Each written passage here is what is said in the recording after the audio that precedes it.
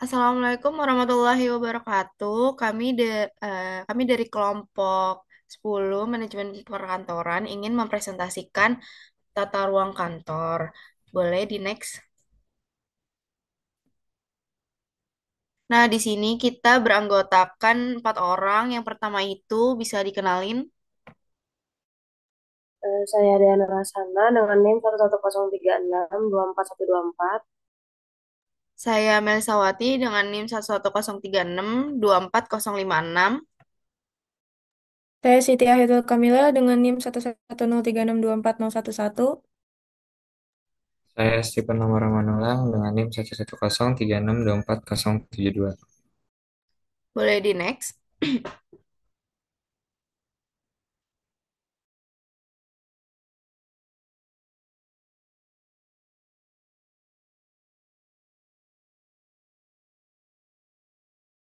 Oke, yang pertama kita masuk ke definisi terlebih dahulu. Jadi secara sederhana, definisi dari tata ruang kantor yaitu mencakup desain interior dan pengaturan fisik kantor yang dirancang untuk meningkatkan produktivitas dan efisiensi kerja karyawan.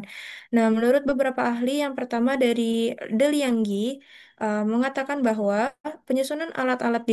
tata ruang kantor adalah penyusunan alat-alat di tempat yang tepat dan di lingkungan kerja yang memberikan kepuasan pekerja.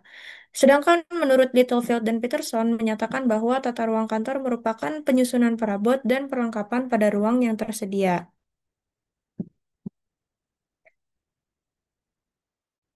Selanjutnya ada dari menurut Putri dan kawan-kawan, tata ruang yang mengatakan bahwa tata ruang kantor adalah rancangan segala perlengkapan kantor dan ruang yang dialokasikan untuk karyawan sehingga mereka dapat bekerja dengan lebih efisien.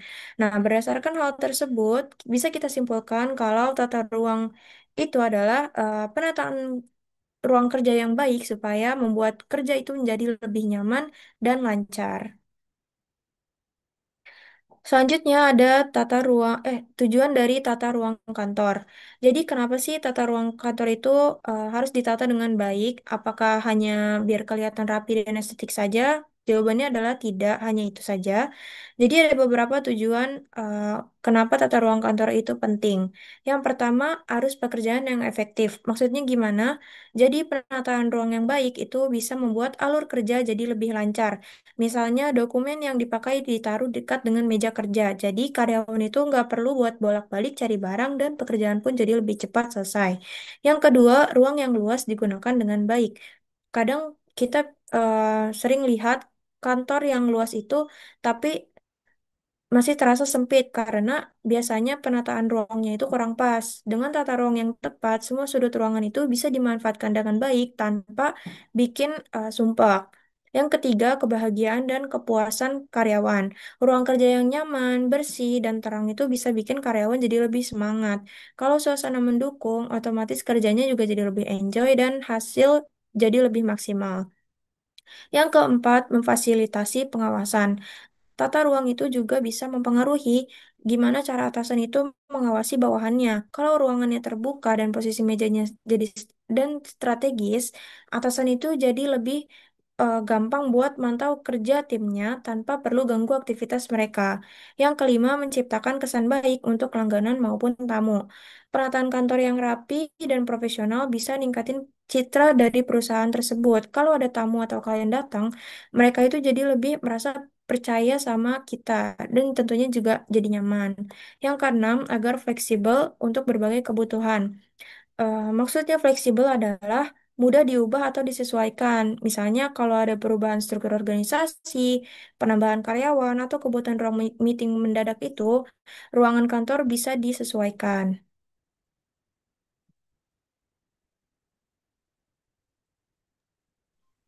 Lalu ada manfaat tata ruang kantor.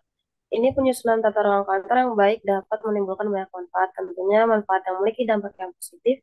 Di bawah ini merupakan manfaat pengelolaan tata ruang yang baik antara lain. Satu, mengoptimalkan penggunaan ruangan yang ada secara efektif. Dua, mengembangkan lingkungan kerja yang nyaman bagi pegawai. Tiga, menjamin efisiensi harus kerja. Empat, meningkatkan produktivitas pegawai. Dan yang terakhir, mengantisipasi kemungkinan pengembangan organisasi di masa yang akan datang dengan melakukan perencanaan tata ruang yang fleksibel. Next.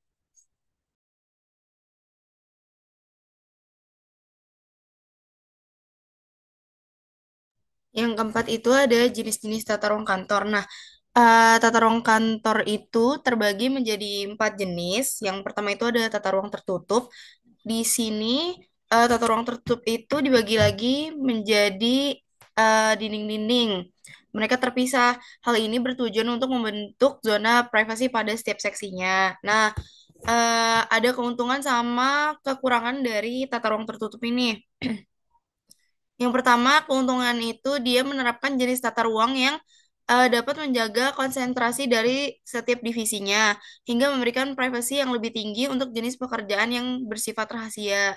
Nah, sedangkan kekurangannya itu dari jenis ruangan ini, dia lebih memakan banyak ruang kosong dan mengambil banyak biaya pengeluaran untuk membuat ruangan lain.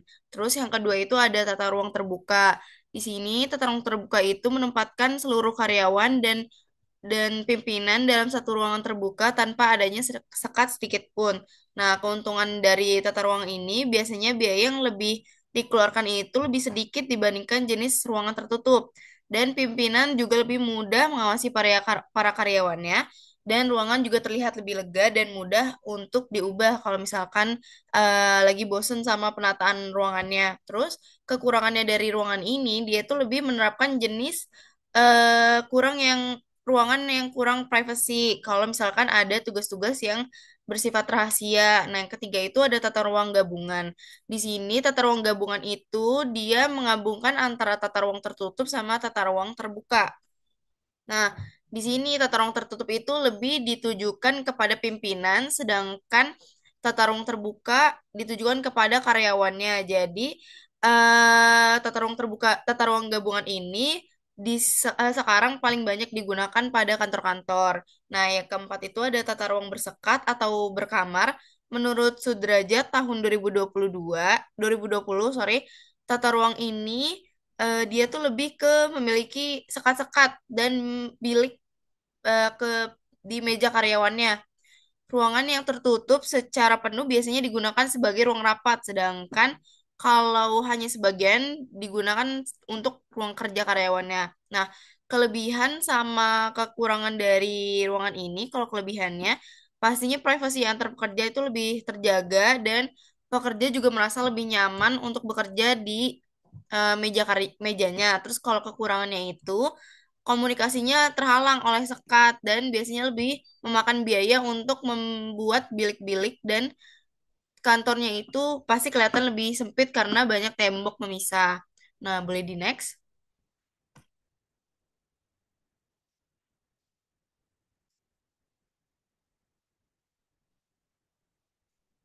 sebelumnya lagi.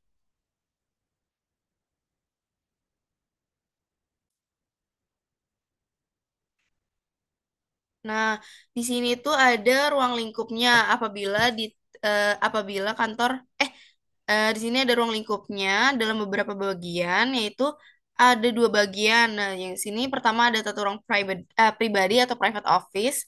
Biasanya digunakan untuk beberapa berbagai alasan seperti prestis dan status. Misalnya di sini tuh ruang atasan, terus juga pegawai yang memerlukan private office apabila ruangan yang sepi untuk berkonsentrasi dalam pekerja. Terus kalau sama menggunakan alat-alat yang mahal sehingga memerlukan ruangan tersendiri. Nah, yang kedua itu terbagi lagi menjadi 4 bagian. 4 bagian. Yang pertama itu ada general office area. Nah, ini tuh lebih banyak disukain dibandingkan private office area karena hal tersebut itu lebih sedikit dalam menggunakan biaya. Sedangkan private office area itu kan banyak memakan biaya. Terus juga kalau misalkan general office area itu lebih mudah dirubah layout kantornya. Terus yang kedua itu ada service area biasanya merupakan tempat yang kotor atau berisik. Nah, di sini tuh contohnya tuh kayak ruang dapur, kafe, ruang fotokopi, ruang percetakan sama toilet. Yang ketiga itu ada private office area, biasanya digunakan untuk ruang rapat, ruang konferensi, ruang tamu, dan ruang pelayanan. Dan yang terakhir itu ada storage area, biasanya ini tuh digunakan untuk menyimpan barang seperti ruang penyimpanan, bahan mentah, bahan setengah jadi, sama ruang arsip. Boleh di next.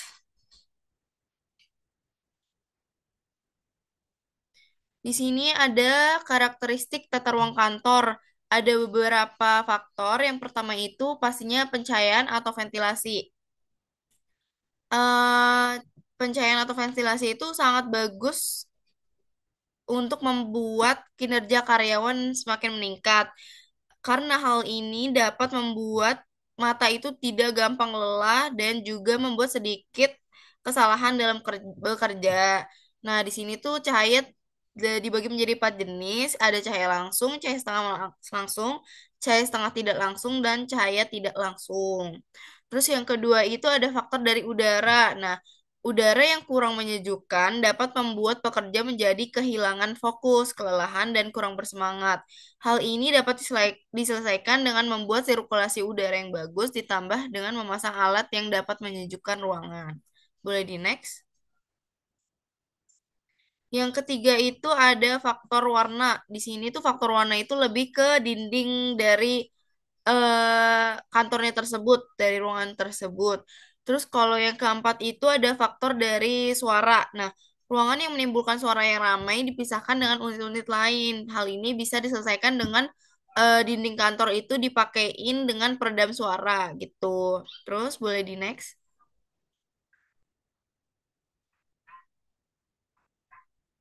Yang ke selanjutnya itu ada prinsip-prinsip tata ruang kantor. Yang pertama itu ada aliran kerja yang lancar. Pekerjaan harus mengalir terus-menerus dalam garis lurus. Yang kedua itu ada pengelompokan divisi yang saling berkaitan, bagian-bagian dan divisi-divisi yang berfungsi sama dan yang berhubungan harus ditempatkan secara berdekatan untuk mengurangi waktu bepergian. Yang ketiga itu ada penyederhanaan alur pekerjaan. Aliran pekerjaan harus sederhana sehingga dapat mengurangi pergerakan pekerja dan memperpendek jarak penyampaian surat-surat atau informasi. Yang keempat, ada penempatan peralatan kantor yang efisien, meletakkan perlengkapan kantor seperti mesin fotokopi, printer, dan alat tulis harus dekat dengan pegawai yang akan menggunakannya. Terus yang kelima itu ada pengaturan furnitur yang seragam dan ergonomis. Di sini lebih dicontohkan pergunakan meja dan kursi dengan ukuran yang sama dalam sebuah ruangan. Terus yang keenam itu ada pencahayaan yang memadai. Lebih ke menyusun meja harus sedemikian rupa sehingga tidak ada pegawai yang langsung menghadap pada sumber cahaya. Boleh di next? Yang ketujuh itu ada privasi untuk bagian tertentu. Bagian yang menangani informasi seperti wawancara atau layanan pengaduan harus memiliki ruangan terpisah untuk menjaga privasi. Yang kedelapan ada penempatan supervisor yang strategis. Supervisor harus berada di posisi yang dapat memudahkan mereka mengawasi staf tanpa mengganggu alur kerja. Yang kesembilan itu pengandalian kebisingan. Divisi yang pekerjaannya bersifat bising sebaiknya tempatkan dekat jendela dan hendaknya dijauhkan dari divisi lain. Bila perlu diberikan dinding yang kedap suara. 10. Lokasi divisi yang berhubungan dengan publik. Divisi yang berinteraksi dengan masyarakat seperti resepsionis atau layanan pelanggan harus ditempatkan di bagian depan agar mudah dijangkau. 11. Efisiensi dalam menyiapkan arsip dan dokumen. Mereka tempat arsip-arsip kantor berada pada dinding atau susun tangga yang mudah terjangkau oleh pekerja. 12. Ruang interaksi sosial yang positif. Tata ruang kantor harus mendukung interaksi sosial yang positif di antara karyawan. Area sosial atau area bersama seperti kafe atau lounge dapat meningkatkan kolaborasi dan menciptakan hubungan yang lebih baik yang menghasilkan dinamika tim yang lebih baik. Jadi next.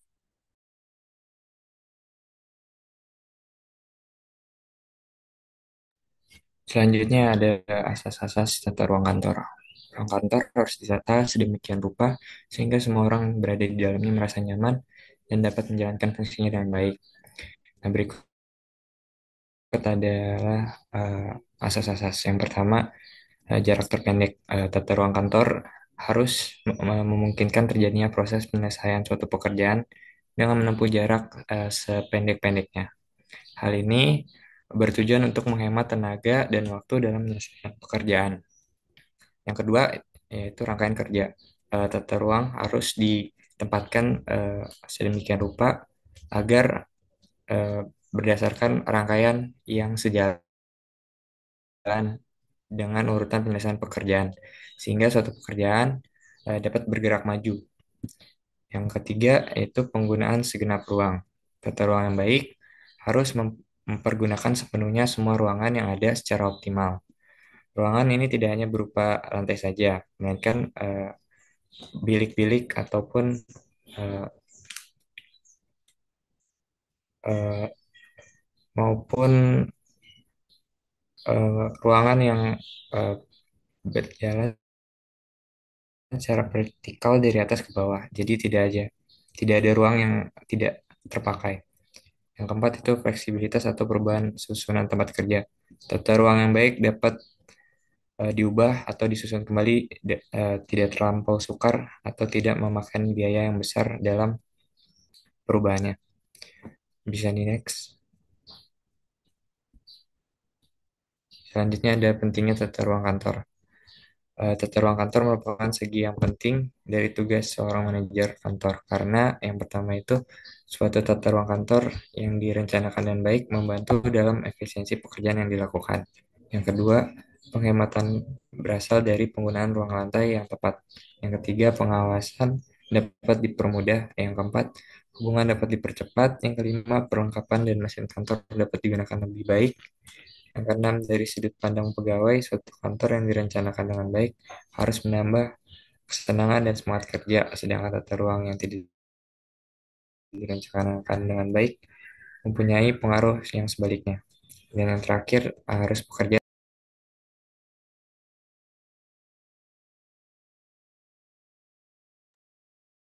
Selanjutnya ada persyaratan lingkungan fisik.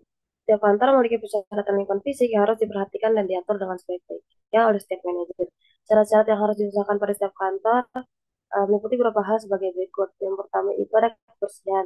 Bangunan perlengkapan dan perabotan semuanya harus dipelihara dan dijaga bersih. Yang kedua, luas ruangan kantor tidak boleh dipenuhi dengan pegawai. Ruangan kerja harus menyediakan luas lantai 40 square feet untuk setiap tugas. Yang ketiga itu ada suhu udara. Temperatur atau suhu yang layak harus dipertahankan dalam ruangan kerja minimal 16 derajat. Dan next, yang keempat ada ventilasi. Peredaran udara segar atau udara yang telah dibersihkan harus digunakan dalam ruang kerja. Yang kelima, penerangan cahaya. Cahaya alam juga diketahui lampu cocok dan harus digunakan. Jika pencahayaan perlengkapan dirawat sebaik-baiknya. Yang keenam, ada fasilitas kesehatan. Kamar kecil, toilet, dan lainnya harus sudah disediakan untuk para petugas dan juga harus dipelihara dan dijaga kebersihannya. Next. Yang ketujuh ada air minum. Air minum untuk keperluan dan kebutuhan minum petugas harus sudah disediakan.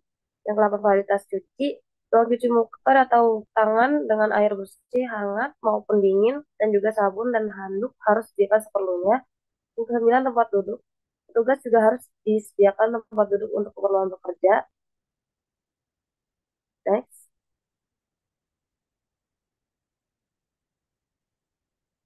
Yang ke-10 ada pertolongan pertama. Dalam ruang kerja harus tersedia kotak obat untuk dipergunakan sebagai pertolongan pertama. Yang ke-11 penjagaan kebakaran.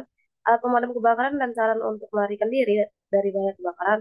Alat ini harus disediakan secara memadai termasuk alarm tanpa tanda bahaya kebakaran. Yang ke-12 ada pemberitahuan kecelakaan. Kecelakaan dalam kantor bisa saja terjadi seperti yang menyebabkan kematian atau absen petugas lebih dari 3 hari. Ini harus dilaporkan kepada yang berwajib. Oke, next.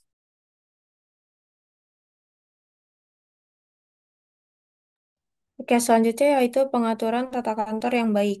Menurut De Lianggi, pengaturan tata ruang kantor yang baik itu memberikan beberapa keuntungan, di antaranya mencegah waktu dan tenaga pekerja itu terbuang sia-sia karena mondar-mandir yang tidak perlu. Yang kedua, kelancaran proses kerja itu telah terjamin karena sudah ditata dengan baik. Yang ketiga, ruang kerja itu dapat digunakan secara efisien, yaitu satu luas ruangan itu dapat digunakan untuk keperluan sebanyak-banyaknya. Yang keempat, mencegah pekerja itu terganggu dengan aktivitas pekerja lain yang dapat memenuhi sebagian ruang tertentu. Nah, ahli ilmu jiwa ini telah mengemukakan bahwa lokasi fisik atau tata ruang tempat orang bekerja mempengaruhi bagaimana sikap, produktivitas, dan pergaulannya dengan yang lain. Kesimpulannya yaitu Tata ruang kantor memiliki peran penting dalam menciptakan lingkungan kerja yang nyaman, efisien, dan fleksibilitas bagi karyawan. Tata ruang kantor yang dirancang dengan baik juga membantu mengelola ruang kantor dengan lebih baik dan memastikan bahwa karyawan itu bisa merasa nyaman dan dihargai saat bekerja. Jenis tata ruang kantor yang fleksibel seperti ruang tertutup, terbuka, dan gabungan dapat memungkinkan penyesuaian yang lebih mudah sesuai dengan perubahan kebutuhan, seperti penambahan karyawan atau perubahan fungsi ruang. Tata ruang kantor yang baik juga membantu komunikasi yang lebih lancar, pengawasan yang lebih mudah, dan membuat tamu atau klien merasa lebih profesional. Tata ruang kantor yang efisien dan fleksibel itu tidak hanya mengoptimalkan ruang, tetapi juga memperhatikan kesejahteraan karyawan dan dinamika bisnis yang terus berubah. Tata ruang yang tepat dapat mengurangi biaya operasional, meningkatkan produktivitas, dan menciptakan lingkungan kerja yang positif yang mendukung tujuan jangka panjang.